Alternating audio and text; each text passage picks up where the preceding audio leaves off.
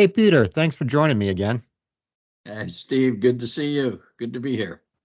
Good to see you. We're talking about shopping malls today, in particular, right now, the death of the traditional shopping mall. Some quick facts here.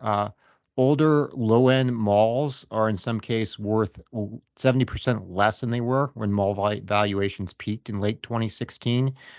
Even well-positioned malls are trading at valuations about 50% of what they were back in that 2016 peak.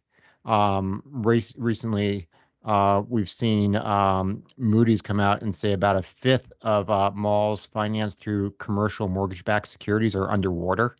They're worth less than the debt. So we can probably expect to see more defaults coming in that sector. We are just really seeing across the board traditional shopping malls really kind of get hit. And some of that also has come down to some of those people just not going to department stores like they have. And once they lose those big anchors, those malls are in big trouble. But some of your thoughts on just how those traditional malls seem to be dying out across the country. Well, yeah, two perhaps comments. One is, a lot of people have said this has been the result of COVID, and that's not really true. The demise of these many or most of these shopping malls began even long before 2016. It's been slow, and sure, COVID accelerated it, but it's been going on for quite a while. Now, the fact that we're already seeing some defaults, there is going to be a domino effect. It's not just the valuation of the shopping malls, but um, and sure, they've been financed largely by Wall Street, but not exclusively. And sooner or later, it affects banks. And when banks are affected, it falls on everyday people. So there is a domino effect coming. And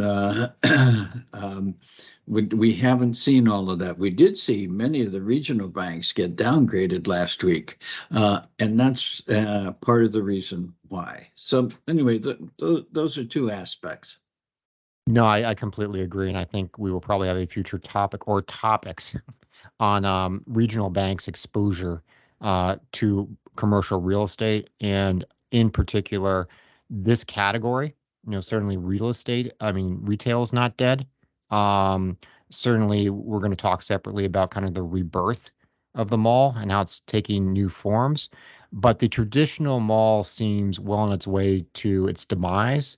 And as you point out, this is a trend that maybe COVID exacerbated or accelerated, but it was a trend that was well locked into place. And COVID being over doesn't mean things are just going to go back to being okay because they weren't okay. That's right. And one final thought about this.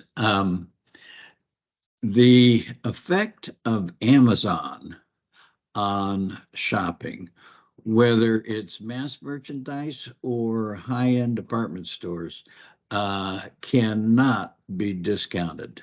Amazon has had a huge effect on how Americans shop. 100% agree. It doesn't mean they're not shopping anymore, but that's not Right. what you said. What you said was how they shop and that kind of transactional experience where somebody's going to get a good, they can do it online. So, we're going to be talking about this separately on some other topics we cover, but they're no longer looking for so much of a transactional experience of buying something because you can do that online. They're looking for more of a relational experience, and traditional malls are not built for that. They And are we not. are, yeah, we're not going back to the past. This Yeah. this is a real problem for people who are holding these types of properties because it really is the past and not the future. All right. Thanks a lot, Peter. Appreciate it.